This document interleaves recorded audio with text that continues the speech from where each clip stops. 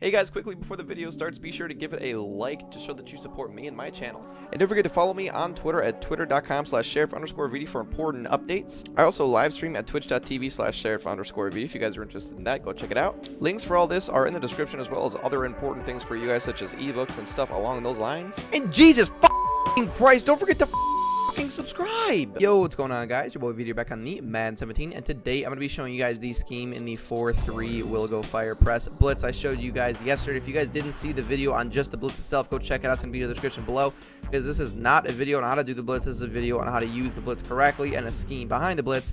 So, like I said, if you guys are interested in actually learning how to do the blitz, you're going to have to go check out the video from yesterday in the description below, in the comments below, all that good stuff. It'll probably be in both, because I'm cool like that. And maybe there'll be an annotation on the screen, but annotations don't work if you're mobile, so check out the description and the comments. So anyways, we're going to come out in a will go fire 3, and, you know, we got the substituted linebackers just like that. They go ahead and pick will go fire 3, and then the formation, I'm just going to come out with, you know, I don't know, what do people run? Y trips open. Come out Y trips open, just like this, okay?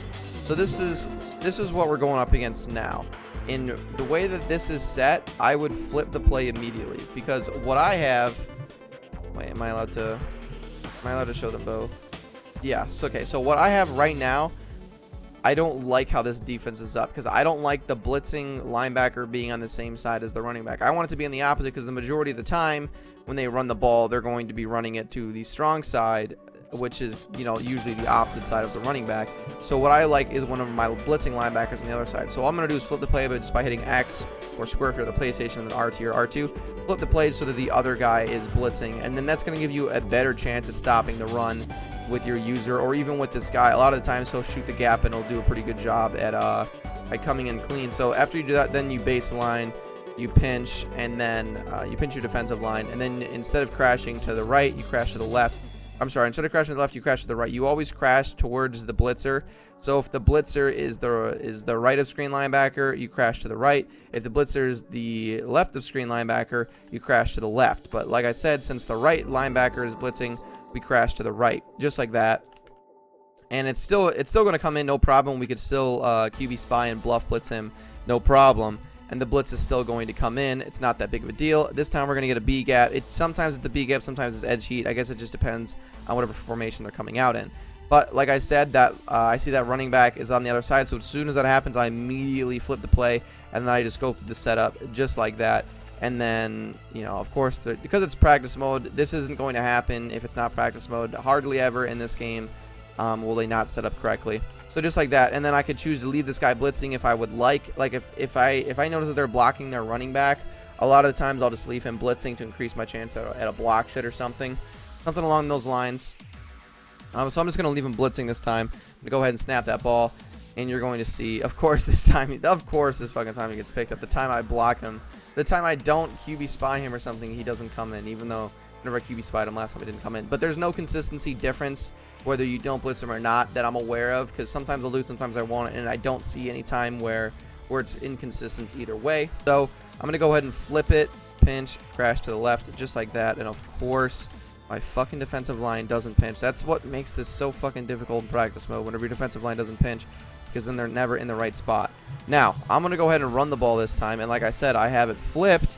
So since it's flipped, and I just pass committed for some fucking reason, but it's flipped, so they're going to do a much better job at swallowing him up in the backfield. Of course, he fell forward for like 40 yards that time, but what are you going to do about it? Okay, and of course, because he fell forward for 5 million yards afterwards, you know, he got hit almost right away as soon as he had the contact. As soon as he had contact with the line of scrimmage, he started to fall, but he fell forward for 1 million yards, even though there's like 3 people there. So I'm going to run it again, flip the play, same exact setup. They would just fucking cooperate. Look at the fucking Kendricks did not move. He actually made Barwin stand up to go over to the position. So this time I'm going to QB spy him just to show you guys that it's still going to stop the run from a QB spy. Make sure I'm running the ball audible to that inside zone. And I'm going to go ahead and snap the ball, and this time I'm just going to shoot down with my middle linebacker. He does a good job at cutting out of the way, but all he does is run directly into a lineman by doing that.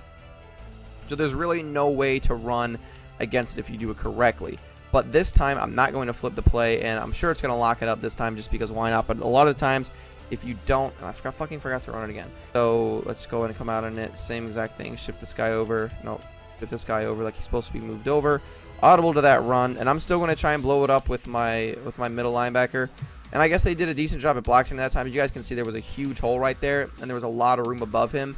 So a lot of the times, you'll always see me flip the play to whichever side he's running. Like you guys can see, actually, as a downfield blocker, I got lucky with block sheds. No one was actually clean, and he had blockers for a good way to go after that. So as far as other adjustments, we're just gonna come out normally, just like this. And like I said, I would always flip it if the running back's on the other side. So I'm gonna stay true to my word. Flip it because the running back is on the other side. Get upset that because you flip it that this game is just full retarded and it makes your players go full stupid. So realistically, against a formation like this, I'm probably gonna bluff blitz, and because I'm playing Eli Manning, I'm just gonna bluff blitz. I don't think there's a need for a QB spy really. So I just bluff blitz my my end right there, snap the ball, and I'm just gonna do my best to try and use it in the middle of the field. And I actually kind of left the X receiver open right there. But really, you just have to pick who you want to use her, and that's kind of the problem with this blitz. Is that the middle of the field is kind of open, and it's kind of up to your user to play correctly. I'm not too sure what the fuck this. I think I bluff blitzed him, and he just like ran to the flats for some reason. No, he was supposed to be playing a hook zone. I'm gonna blame practice mode on that, because this guy's supposed to be bluff blitz, and he just ran out and played the flat for some fucking reason. I'm not too sure why. So a lot of the times, the things that people don't really know is, and I'm going to do my best to try and show you guys this right here, is that whenever you QB spy this guy, he actually does a pretty good job at playing the drag route, and he's going to follow the quarterback whenever the quarterback runs out. So I'm going to do my best to show you guys that right now. So if I just drag, wait, who should I? I'll drag that RB. So if I drag the RB receiver, you guys are going to see, if the blitz doesn't come in too quick, you guys are going to see that if they try to throwing it over the middle of the field, like whenever he's standing right there, that a lot of the times that QB spy is going to do a very good job at slapping the ball down. You have to make adjustments based off of the player that you're playing, which is a lot. So it's kind of hard for me to prepare you guys for what you guys are going to be going up against, because like I said, it's whatever you're going up against. So if you're playing like up against a guy who's playing, who does like a lot of flood concepts, your best bet would be to put this guy in a purple route and then put this guy in a flat route, just like that. And that would be your best bet. Snap the ball, and a lot of the times I'll pretend like I'm going to play that, and then I'll bite down over the middle and play the middle of the field, even though it looks like I'm going to be playing over the top. So that's pretty much how you, like, as far as adjustments. Sometimes I'll also do something like it. Like I said, it just depends on how the opponent plays. But if it's like fourth and forever, a lot of the times I'll come out in this play still. I'll put this guy I'll deep blue him by hitting A and then up on the D-pad like that. And then I'll deep blue this guy by hitting A and then up on the D-pad like that. And then I'll just hook this guy. And then I'll hook this guy, or I'll QB spy him, whichever, just depends. So I'll hook a couple guys, or I'll put a purple up or something like that. Hook them, and then I'll just take this guy and then user him. And then I'll just watch the left field myself, you know, just like that. And that time he actually got picked up on the nano detection on some bullshit. I'm not too sure why. As far as adjustments, that's pretty much what it comes down to, is really like these two guys are the two that you adjust the most. Every once in a while, it just depends on who I'm playing. Sometimes I'll end up manning up this guy with like someone else, and then I'll just watch the deep part myself. Or vice versa, you know, I'll take this guy, man him up like this, and then I'll use the deep safety and play underneath, and then I'll do my best to try and make sure that, because you don't want to bite down too much if you're using that safety. You just have to know like what you're able to do, because if you bite down too much and then you leave over the top open, then that's going to be on you. So you got to do your best, you know, play underneath first, but don't go too far. If you bite down too much, you're going to leave over the top wide open with your deep free safety. So that's your strong safety. So really, you just got to get comfortable and know like what your opponent is going to do, because if they're not streaking anyone, then there's no point in having like all those deep blues. You might as well, you know, bite down and then, you know, move your way back up or something along those lines.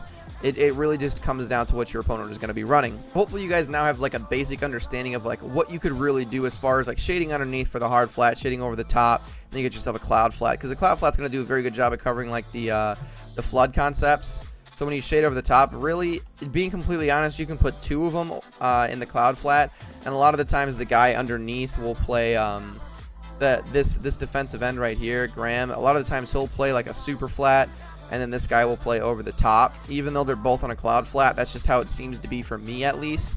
So I'm always thankful for that. But if that fails, you're always able to, you know, just shift him over a little bit and then man him up. And if he's on the inside with a guy in an out route, then he's going to stay to the inside. You know, if A is in an out route and we Oh, I accidentally snapped the ball whenever I was in the middle of something. You guys can see that pretty much everything was covered right there. Even with him manned up, he still did a good job of covering the out route because he was sticking to the outside instead of the inside.